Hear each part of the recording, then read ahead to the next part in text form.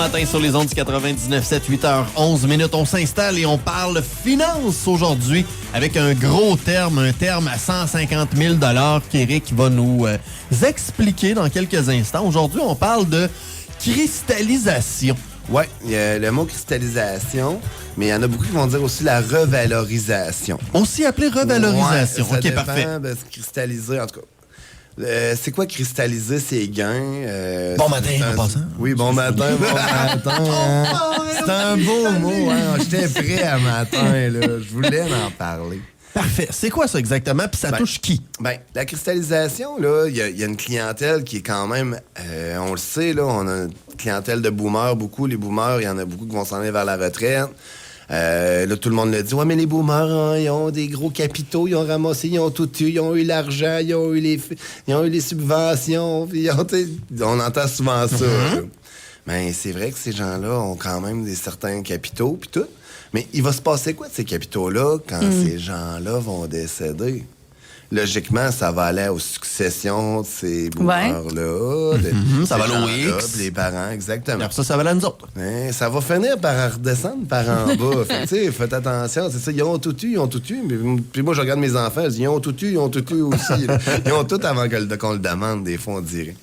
Fait que la cristallisation, c'est une façon, parce que, mettons qu'on va faire des chiffrons, là, mettons j'ai 100 000 $ qui est placé, puis je pense pas jamais vraiment en avoir de besoin. Ma maison est payée, j'ai des revenus à tous les mois de mon fonds de pension, le gouvernement, puis tout. Puis c'est de l'argent que je veux laisser à mes héritiers. Là, j'ai deux choix. Je peux placer cet argent-là dans un compte à 2 et demi, puis dire que l'inflation la semaine passée a sorti. OK, oui. Puis c'était 2,4 au Canada, puis 3,3 au Québec. Fait qu'on est encore... Ça veut dire que si tu places ton argent à 2,5 ton 100 000 perd de la capacité d'achat. Mais c'est parce qu'on se dit souvent ça, Éric, tu sais, là, en vieillissant un petit peu, c'est plus le temps de... Exactement, on veut sécuriser. Surtout si on veut... si on en a besoin pour vivre, on va encore plus la sécuriser. Okay. Ça, c'est correct. Là, je comprends qu'on va être dans des CPG, qu'on va faire très attention, mais il faut quand même faire attention parce qu'on diminue notre capacité d'achat. Okay. Par contre, si c'est de l'argent qu'on veut vraiment laisser à des héritiers, puis qu'on dit, moi, j'aimerais quand même ça, aller faire mon petit tour sur les marchés boursiers, parce que je sais que quand on regarde les dernières années, faire du 7, faire du 12, faire, tu sais... il y en a qui font les bonnes runs. Ça m'intéresse, c'est ça. Mais là, t'as 80 ans. Espérance de vie d'un homme, 85 ans à peu près, présentement. Ouais. Là, t'as 80, t'as ton argent est placé, puis tu dis, là, j'aimerais ça faire ma run à la bourse, mais si demain, tu sais, on le dit tout le temps que ça prend quoi pour faire de l'argent à la bourse? C'est de l'argent. Ça prend de l'argent, premièrement, mais ça prend du temps et du temps. Oui, si t'as pas de temps, c'est marché boursier, ça va être difficile de faire des sous. Par contre, là, tu dis, là, moi, à 80 ans, c'est sûr que si demain, je place 100 000, puis il y a une correction de 35 % demain matin, là, il va rester de moins de 60 000 pour mes héritiers. Là, là je veux pas faire ça. Par contre, je veux pas manquer mes années de 7 %. La cristallisation, la revalorisation, c'est que tu es capable, une fois par année, de dire, j'ai placé mon argent, mettons, j'ai mis mon 100 000, j'ai fait une année de 7 % là, je suis rendu à 107 000, mettons, dans mon compte. Ouais. À chaque année, on peut geler le montant que j'ai en cas de décès. OK. Fait que si la personne vient qu'à décéder, la compagnie d'assurance, parce que ça, on peut le faire seulement avec des fonds distincts, on peut pas le faire avec des fonds communs de placement, la compagnie d'assurance va dire, regarde, il a fait effectivement 60 000 dans ton compte, mais nous autres, on va te faire un chèque de 107 000 pareil, parce que c'est comme si tu avais pris une assurance-vie sur tes placements. C'est comme si tu as un montant X que tu décides qu'il est fixe. Lui, c'est sûr qu'il est légué. De ton vivant, s'il vient qu'à descendre à 60 000, tu as 60 000 pour dépenser. Par contre, si tu viens qu'à décéder, puis qu'on avait cristallisé ou revalorisé ton montant à 107 000, même s'il y a 60 000 dans le compte, en cas de décès, on va envoyer l'argent à tes héritiers à 107 000 $. Mais là, Éric, les marchés boursiers ne font que monter. Pourquoi on cristalliserait? Pourquoi qu'on le ferait pas? Ils sont hauts. On le dit, tu sais, on le sent, les marchés sont hauts. Fait que si je cristallise mon montant à 107 000, puis qu'il y a une correction, parce qu'on le sait, la bourse vient avec des corrections, c'est normal. Oui. Ça fait partie des cycles économiques. Si tu es capable de me dire à quelle date tu vas mourir pile, à part avec l'aide médicale à mourir, cristallise donc ton montant rendu à cet âge-là. C'est de l'argent que tu veux laisser à tes héritiers, tu veux la sécuriser.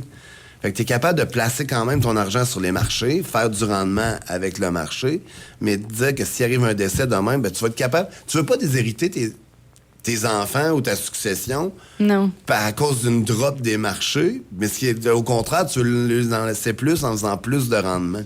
Puis tu nous disais, Éric, que c'est sur un fonds distinct ça, que tu peux faire ça. Fait que c'est pas n'importe lequel. Il faut que ça soit vendu par une compagnie d'assurance. Okay. Parce que c'est comme une assurance que tu prends sur ton placement. C'est pour ça. Fait que, tu sais, le fonds commun ne pourra pas cristalliser. Fait qu'il arrive des gens qui vont dire, attends un peu, là, moi, rendu à tel âge, mes CELI, là, j'aimerais ça qu'il y ait un bénéficiaire direct dessus parce que les fonds distincts, tu peux mettre un bénéficiaire. Pendant que les fonds communs, ben, ça va pas. Il n'y a pas de bénéficiaire, ça rentre dans ta succession légale. On jase, là, pour jaser. Tu as 4 enfants. Tu te dis, bon, ben, moi, j'ai 100 000, j'ai 4 enfants. Mais malheureusement, il y en a un que j'aime moins que les autres. Ah, Seigneur. Dis-les pas de même. Dis plutôt qu'il s'administre mal, puis qu'il faut lui donner une chance. Ben, ça, ou peu importe, tu en as déjà donné de son vivant. Ouais. Les autres l'ont pas eu, puis tu veux pas faire de chicane quand ça va être versé. Ben, les fonds distincts, c'est les seuls placements que tu peux ajouter un bénéficiaire qui tombera pas dans la succession légale. Ça passera pas chez le notaire. Ça veut dire qu'advenant un décès, 30 jours après le décès, ben, s'il y a 100 000 puis tu as donné 33, ben, il y en a un qui va avoir 1% à la fin. Vu si tu as 4 enfants, tu peux décider le pourcentage que tu vas donner à tes enfants. Comment tu vas le distribuer sans que ça passe par la succession? Mais comment tu fais pour décider? Tu sais, c'est pas dans le testament, ça, de ce que je comprends. C'est pas dans le testament, c'est avec ton conseiller financier que tu vas décider. Fait qu'à lui, tu lui dis, à lui, je veux lui laisser 40, à lui, 60. Tu vas le laisser en pourcentage du montant que tu as. On ne laissera pas un montant fixe parce que ça peut bouger. Fait qu'on y va en pourcentage. Fait que c'est comme tu choisis un bénéficiaire à ton argent. Mais pour ça, ça prend les fonds distincts. C'est bon aussi pour quelqu'un qui, mettons, j'ai déjà vu ça, là, ça arrive pas souvent, mais c'est l'enfant légitime. OK. Ouais. Ben, là, t'as un placement qui n'a jamais paru nulle part. Ça, ça existe, là. Ça existe à la TV, là, mais mettons. Ben, t'as un enfant légitime, mais t'as tout le temps mis de l'argent pour cet enfant-là, puis t'as réussi à faire vivre. Puis il arrive un décès, d'un matin, t'avais ce placement-là. Tu veux pas que ça rentre dans le testament en autre enfant. Ben, tu sais, là, tu peux avoir vraiment un bénéficiaire. Si tu décèdes, il va y avoir un chèque qui va être envoyé à succession, puis ça va gérer dans ton comme contrat ça. d'assurance. Exactement. Fait que tu peux décider comment tu vas gérer ton argent. Mais la cristallisation, c'est vraiment de dire, ben moi, je veux jouer les marchés boursiers. Ben, c'est pas un jeu, mais je veux être ces marchés boursiers. Mais je veux être certain que mes enfants vont toujours avoir au moins le capital que j'ai investi. Parce que je veux qu'il y en ait le plus possible. Mais si tu as besoin de ton argent d'ici là, tu peux la sortir quand même. Ta succession va en avoir moins, puis c'est tout aussi. Là. C'est pas une prison à argent. Là. C'est juste qu'il y en a qui disent, j'ai une cliente à 87 ans, là. Elle aura jamais besoin de son argent, puis elle a au-dessus d'1 million là-dedans, puis elle veut le donner à ses enfants. Puis c'est une madame qui a été toute sa vie à été ses marchés boursiers, puis elle a fait des longues runs. Là. Ça a bien été, ses affaires. Mais là, je suis allé présenter ça, puis elle dirait que je veux tellement sécuriser ça, parce que c'est de l'argent que je prendrai jamais pour moi. Mais je voudrais pas, genre, qu'il arrive une drop de 40 % des marchés demain matin, puis que j'aille pas le test. Qu'on le sait, une drop de 40 %, ben, ça va arriver avec une montée de 60. Là. C'est comme ça. Mais si t'as pas le temps d'être là pour la montée de 60... Si t'as pas la vie pour le faire, exactement, ben, d'un certain sens, tu vas laisser de l'argent. Tes enfants vont avoir perdu de l'argent sur ton placement, pendant que si tu l'as cristallisé, tu avais placé 1 million, tu dors, ça a 40 %, ben tu dors, c'est ça, c'est de l'argent que tu n'as pas besoin en plus. Tu sais que tu vas la laisser quand même. Ouais. Fait que, tu sais, parlez-en, tu sais, c'est pas fait. Tu fais pas ça à un jeune de 30 ans. Non, parce que, tu sais, ça a un coût, il y a quand même il y a un frais de gestion qui est un petit peu plus élevé qui vient avec ça aussi, là, parce que c'est comme si tu te payais une assurance, puis c'est une assurance que même si t'es pas en santé, que tu as 3 sida, le diabète, le cancer, 3 infarctus à ton actif, ils vont le prendre. Ils vont t'assurer. C'est une assurance que tu prends sur tes placements en cas de décès. Pourquoi est-ce que cela est parfait? Ça fonctionne de même. Parce que les compagnies se disent, ben on devrait, sur le temps, faire assez d'argent. Tu sais, je veux dire, ils vont te charger un petit frais de gestion supplémentaire. Puis aussi, ben, on s'entend que le marché, il essaye d'aller par en haut le plus souvent possible. Fait qu'au prorata, ça finit toujours pareil. Mais ça prend juste la foi que c'est pas arrivé, que tu as fait de l'argent, puis que tu as baissé, puis tu décèdes. Ben, si tu as laissé 40 000 de mois à tes enfants parce que tu as dit « Ah, je veux pas payer ce petit frais-là » ou tu n'as pas pris le temps de t'informer sur ça. Parce qu'il y en a beaucoup qui écoutent probablement. Ben, exactement. Il y en a sûrement beaucoup qui écoutent en m'entendant dire « Hey, papa, maman, ils ont de l'argent à la banque, là, puis c'est vrai qu'ils font pas des gros rendements, puis je regarde mes relevés, moi, tabarnouche, j'ai fait de l'argent, c'est marché boursier terrible. Puis papa, maman m'ont dit qu'ils n'en auraient pas besoin, mais allez donc leur en parler, que ça existe. » venez nous rencontrer, première des bonnes idées, mais rencontrer votre conseiller financier, parlez-en, là, c'est super important. Là. Puis il y a une autre affaire que je vais dire, les CELI, compte d'épargne libre d'impôt. Oui. Mettons que vous êtes un couple, ben vous avez chacun rempli vos CELI, félicitations, il y a 102 000 dedans, ben plein, aujourd'hui. Demain matin, il y en a un des deux qui décède. Puis la bourse, ça va faire un 5 de rendement pendant le temps que... Parce qu'un CELI, on peut le transférer à notre conjoint. Okay. Ben, notre CELI, mettons qu'il est là, puis bon, il y en a un des deux qui décède. Le 102 000, le 5 que tu vas faire sur ton argent avant de l'avoir transféré à l'autre, là, il tombe imposable. OK. C'était 5? Le 5 Fait que si t'avais mis, mettons, 102 000, puis t'as fait 5 000 dedans, puis ou t'as oublié de le transférer, ou ça prend 90 jours, 120 jours, régler la succession, 6 mois, bien, cet argent-là, en attendant, là, accrée de l'impôt pour la succession. Par contre, si t'es dans un fonds distinct, puis t'as mis un propriétaire subrogé, parce que tu peux déjà décider que quand moi, je vais décider, automatiquement, c'est mon conjoint qui tombe propriétaire dedans. Il n'y a pas de papier à faire, rien. T'as pas d'entre-deux qui fait en sorte que tu fais un 5 Exactement. Puis tu fais juste l'écrire. Puis ça, on peut juste le faire avec les fonds distincts. Puis on est toujours mieux de prévenir. Ben ça coûte moins cher. Ben c'est sûr. C'est ça. Mais les gens ne savent pas. Fait que les CELI, ça peut être intéressant de mettre ça là-dedans. Surtout à un certain âge. Tu sais, je me dis, à 30 ans, 40 ans, là, les chances de mourir sont moins là. Ils sont là pareil, là. Je dis pas qu'on n'a pas besoin d'assurance vie personne, là.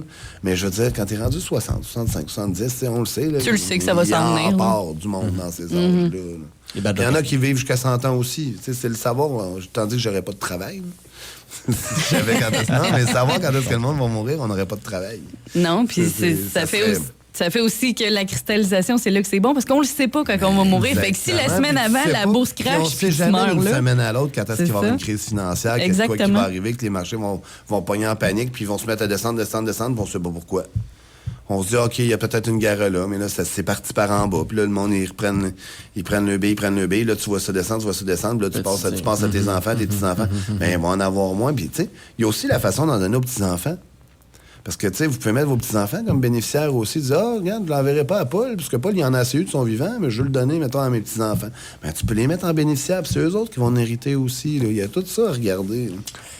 Il faut prendre le temps d'aller voir votre équipe des bons conseils, spécialement si vous êtes dans une de ces situations-là ou si vous avez quelqu'un dans votre famille, peut-être un petit peu plus vieux, justement. Ben, prenez le temps d'en jaser. Puis c'est surtout si vous savez qu'ils ont de l'argent qui ne serviront jamais puis qu'ils vous disent tout le temps « Ah, je vais te la donner, mais je meurs. » En attendant, on peut faire de quoi avec. Ben, il y a de quoi à faire. Mais tu sais, allez pas la parquer qu'elle fasse moins que l'inflation. Sinon, vous êtes mieux de la donner du vivant. Elle vaut déjà au moins ce montant-là. Le message est assez clair. Puis oui, en effet, présentement, voilà. Éric Veilleux, des bons conseils. Je te souhaite une excellente journée. Bonne semaine. Pour avoir merci. On se reparle la semaine prochaine, mon cher. Merci. Yes, sir. Bye bye. Desbonsconseils.com vous a été présenté par Éric Veilleux et son équipe située au 135-25 boulevard Lacroix à Saint-Georges. De la naissance d'un enfant au transfert d'un patrimoine, différentes stratégies s'offrent à vous. Parce que chaque situation financière est unique. Vous devez vous assurer d'en tirer le maximum. Notre équipe d'expérience est là pour vous donner les bons conseils dont vous avez besoin. Communiquez avec nous au 228-72-24 ou desbonsconseils.com.